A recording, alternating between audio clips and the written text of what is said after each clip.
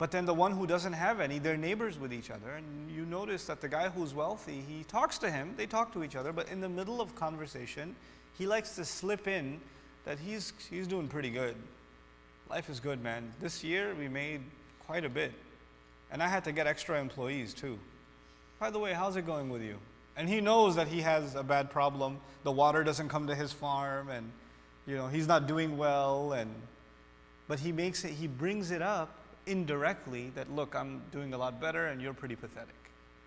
You know how we do this? We do this at men tend not to do this as much, even though Allah mentioned a couple of places in Quran where people do this, showing off wealth indirectly. Not directly, indirectly. And that's why Allah says, وَهُوَ يُحَاوِرُهُ أَنَا أَكْثَرُ مِنْكَ مَالًا. In the middle of conversation, somehow he gets the point across that I have more money than you do, by the way. I got more people, I got more back than you do. You can have ladies at a party and some aunties going off saying, our wedding, we had to get 2 extra caterers. We couldn't even fit all the guests in this hall. We had to get a bigger hall, that one's $20,000. And on top of that is $25, $28 per plate. Can you imagine? But you have to do, we love our daughter. And she's talking to some other lady next to her who's got 5 daughters and none of them are married and they work minimum wage and they can't even think about and then she's rubbing it in. And she said, no, I'm saying mashallah, mashallah, And this poor lady is being tortured by these words at some wedding. Oh, so when are your daughters? Now, how are they all connected? They seem like they're all over the place. How are they connected? This is very powerful. And I hope you remember it, inshallah. There are, you can say, 2 worlds. The world you can see and the world you cannot see. Angels, Allah, the day of judgment, that is the world you cannot see. What you are looking at me at right now, and I see you, this is the world that we can see, right? That's the difference between these 2 worlds. Allah controls which world? Both of them. Allah controls both of them. But in one of those worlds, Allah's control is visible, and in the other world, Allah's control is invisible. For us, right now, I'm carrying this book. I feel like I'm the one carrying this book. I'm using the muscles in my arm to carry this book.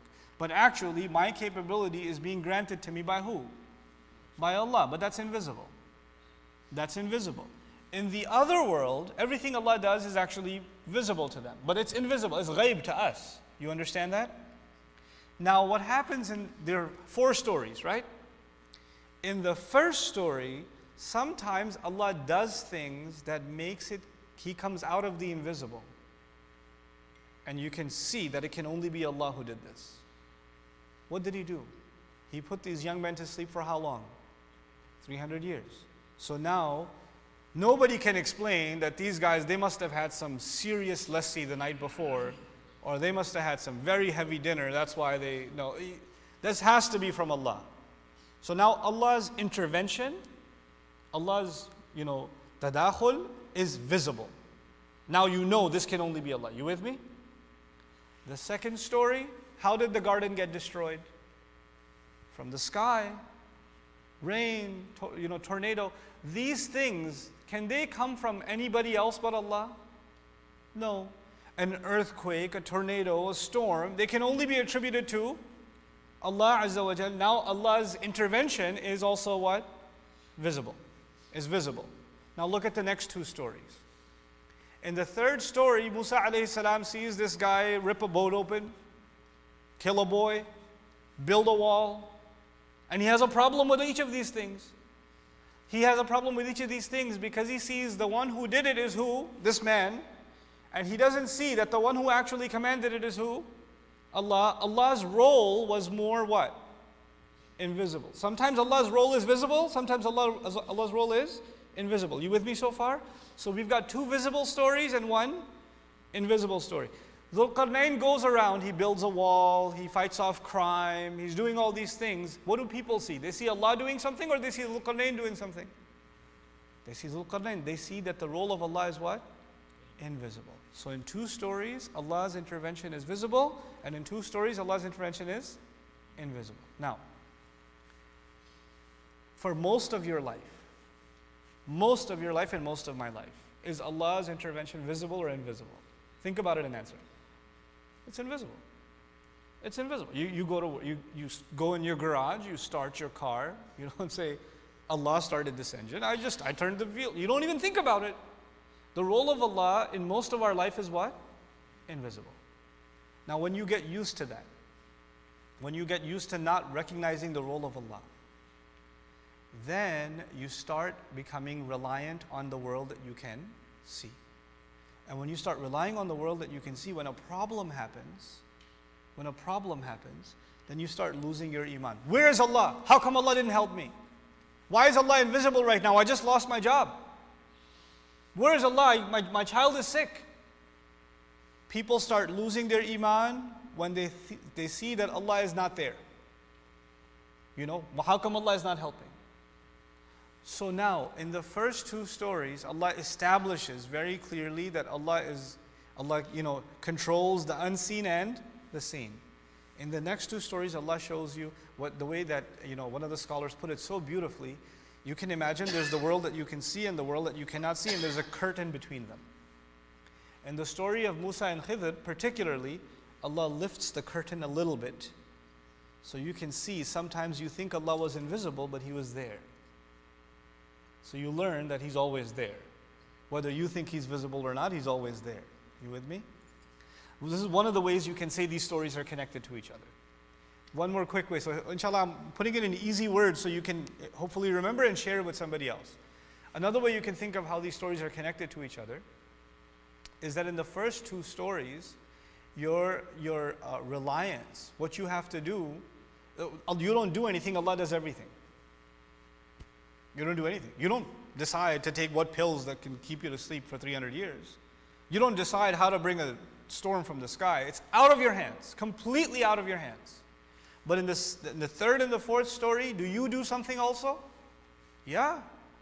I mean, Khidr takes actions with his own hands. He doesn't say Allah will crack the ship open. He does it himself. Dhul Qarnayn doesn't just make dua, Ya Allah, reveal a wall, please. Help these people out. What does he do? We have to build this wall. We have to do it. So in two of them, the only doer is who?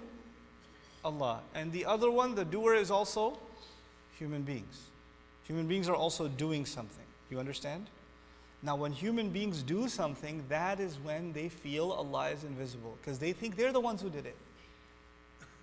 Right? When something's directly from Allah, then yeah, it's Allah. It's it, no doubt. But when we do something, we actually tend to not think about the role of Allah Azza wa Jal. Now on that note, these are again some very interesting ways of connecting the stories together. I wanted to just highlight one ayah and I'm done. It'll just take 5 minutes or less. That is Dhul Qarnayn, the last story. Allah gave him a unique combination. What did I tell you? What was the combination Allah gave him? Power and guidance. Unique. And what He says about his power, resources, أَتْبَعَ سَبَبًا. He followed every resource to the maximum. He used every single resource. Today Muslims are confused. If you really have iman in Allah, then you don't worry about dunya. If you really had iman in Allah, then we don't need resources, Muslim believers don't need money, we don't need power, we don't need education. These are not the solution. Allah is the solution. Just remember Allah and everything will be solved. Wait, hold on a second. If the problems of those people will only be solved by dua, why are they asking Dhul Qarnayn for help? Why is Quran telling us that he did what he should have been doing?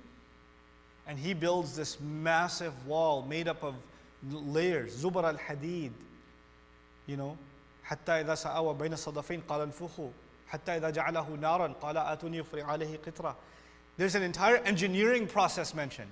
Like Allah doesn't just say He built a wall, Allah described the engineering of the wall, which is a very worldly thing. It's a material thing. Nowadays you have the weak mentality of the Muslims. They say either you are people of akhirah, of iman, of Allah, or you are people of dunya. You can't have both. You can't. You have to have one or the other. Dhul Qarnayn is building something using dunya. And he can't build it if he doesn't understand engineering. And you don't study engineering when you're doing dhikr. You study engineering when you're studying metal. When you're studying construction, he understands these, and he's understanding human resource management and governance. These are worldly things, but he understands something. He understands that Allah put us on this earth to do the best we can for others using the resources of this earth. He understands that. مَا مَكَّنِّي فِيهِ خَيْرٌ. The power Allah has given me is for good. It's good stuff. You guys can we pay you something? He goes, no, Allah has taken care of me. Allah has given me quite a few resources. Use the resources Allah has given you, but don't become like the gardener, because the gardener also had resources, you remember? But what was his problem? The attitude was wrong. If you compare his attitude to Dhul Qarnayn, his attitude is very clear. He says, when he builds the entire wall, he doesn't say, this is dunya, this is fitna. No. He says, هَذَا رَحْمَةٌ مِّن رَبِّي. This is a loving mercy from my master. He doesn't say, this is my greatest accomplishment. This is why I will win the election next year. He looks at it, he did it with his own hands, but he realizes, even though I can see my hands, I always believe in the invisible hand of Allah that allowed me to get here. So his concluding speech is, this is actually not from me. The effort came from me, the results came from Allah. My job on this earth is to exhaust myself in effort. And then Allah will give, and Allah gave this wall. And this wall, Allah describes, Ya'juj and Ma'juj can't even scale it.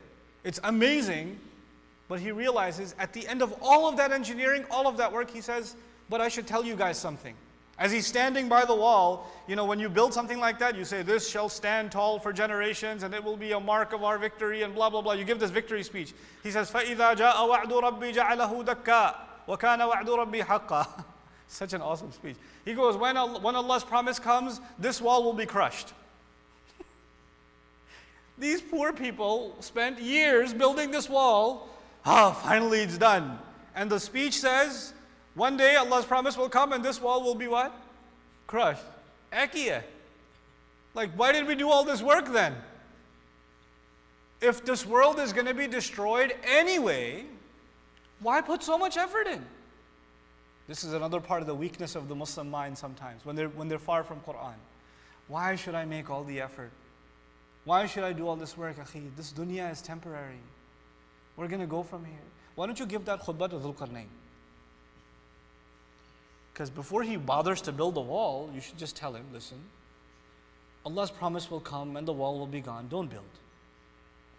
Allah wants you to build in this world. Take care of yourself, take care of others in this world, but know that one day it will come to an end. This is the same logic that says, akhi, one day you're going to die. Why are you eating? Just die now.